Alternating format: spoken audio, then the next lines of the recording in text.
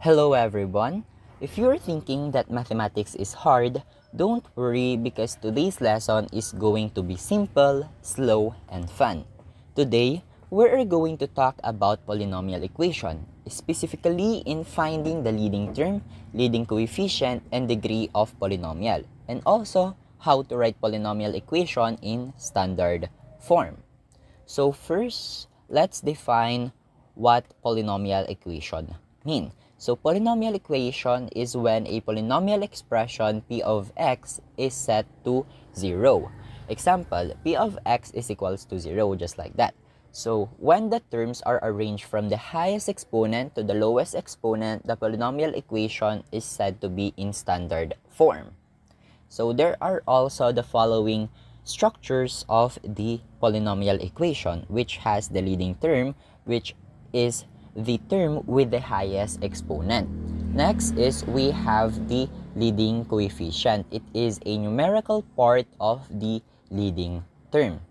And lastly is we have the degree of polynomial, which is the highest exponent among all terms.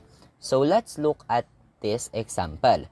3x cubed plus 7x raised to 5 minus 4x plus 1 equal to 0. So let's first rearrange this equation in standard form. So it could rewrite it as 7x raised to 5 plus 3x raised to 3 minus 4x plus 1 equal to 0.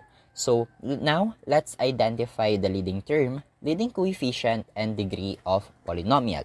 So we have 7x raised to 5, our leading term. And the leading coefficient, it is a numerical part of the leading term, which is 7. And lastly is we have the degree of polynomial, which is 5. So we also have the following types of degree of polynomial. So those are, if we have 1 degree, it is known as linear. If it's 2, it is quadratic. If 3, it is cubic. Pag 4, it is quartic. And 5, it is quintic.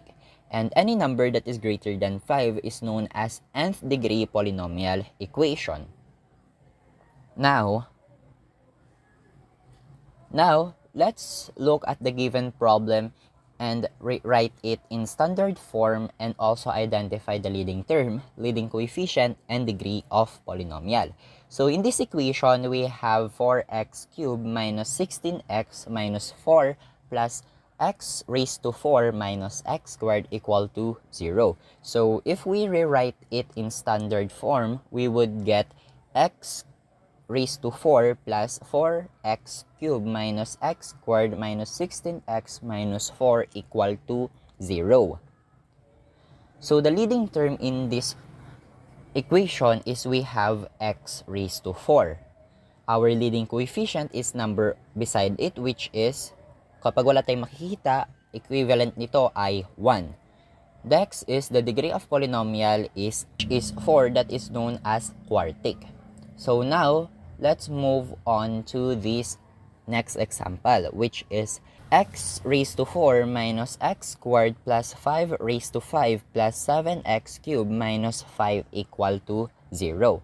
So this example, if we rewrite it in standard form, we would get 5x raised to 5 plus x raised to 4 plus 7x cubed minus x squared minus 5 equal to 0. So our leading term here is 5x raised to 5, and our leading coefficient is 5, and lastly, our degree of polynomial is 5, which is known as quintic.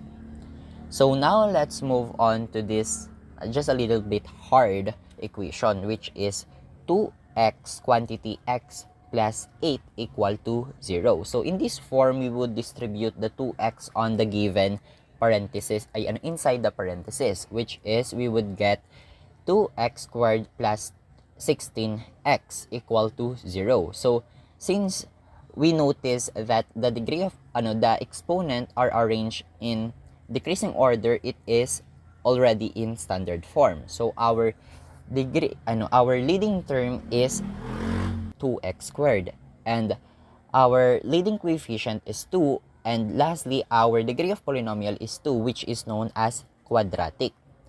And lastly, let's look at just a little bit harder. So we have quantity x minus 3 times quantity x plus 1 squared. So first, let's expand the x plus 1 squared. So we would get quantity x minus 3 times quantity x plus 1 times quantity x plus 1. So if we would apply the FOIL method on the x plus 1 times x plus 1, we would get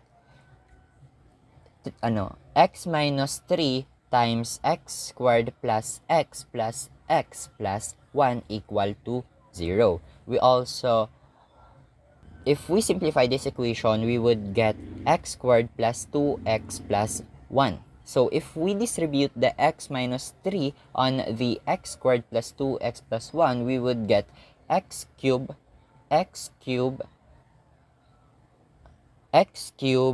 plus 2x squared plus x minus 3x squared minus 6x minus 3 equal to 0. And if we rearrange it in standard form, we would get x cubed minus x squared minus 5x minus 3 equal to 0. Our leading term is x cubed, our leading coefficient is 1, and our degree of polynomial is 3. So that is also known as cubic. So now, let's look at some example. So we have table here. So we have first, now let's look at this given activity. So first is we have to identify the leading term, leading coefficient, degree, and type. So before that, we would rewrite this equation in standard form. So first is we have 2x times x plus 8 equal to 0. So in this equation, we would use distributive property. Next is we have the 3x plus 5 times x plus 1 equal to 0. In this one, we would use FOIL method. And next is we have the 4x cubed minus 16x minus 4 plus x raised to 4 minus x squared equal to 0. So in this equation, we would just write it in standard form. Fourth is a plus 4 times a squared minus 4a plus 18 equal to 0. So in this part, distributive property also. And lastly is we have x squared plus x raised to 4 minus 3x raised to 6 plus 5x raised to 5 plus 10 equal to 0. So if we rewrite this equation in standard form, we would get this part. So we have, on the first one, we have the 2x squared plus 16x equal to 0. So we have the leading term 2x squared, and the leading coefficient is 2. The degree of polynomial is 2, and its type is known as quadratic. On the second part, we have the 3x squared plus 8x plus 5 equal to 0. So the leading term is 3x squared, the leading coefficient is 3, and the degree of polynomial is 2, which is quadratic. Third is we have x raised to 4 plus 4x cubed minus x squared minus 16 minus 4 equal to 0. So our leading term is x raised to 4 plus x raised to 4. So our leading coefficient is 1, and degree of polynomial is 4, which is known as quartic. And fourth is we have a cubed plus 64 equal to 0. So we have the leading term a cubed, which is the leading coefficient is 1, and degree of polynomial is 3, which is known as cubic. And lastly is we have the negative 3x raised to 6 plus x raised to 5 plus x raised to 4 plus x squared plus 10 equal to 0. So the leading term here is negative 3x raised to 6. Our leading coefficient is negative 3. And lastly, the degree of polynomial is 6, which is known as 6th degree polynomial. So that's all for today. We have identified how to write a polynomial equation in standard form to easily get the leading term, leading coefficient, and degree of polynomial. So, thank you all for listening.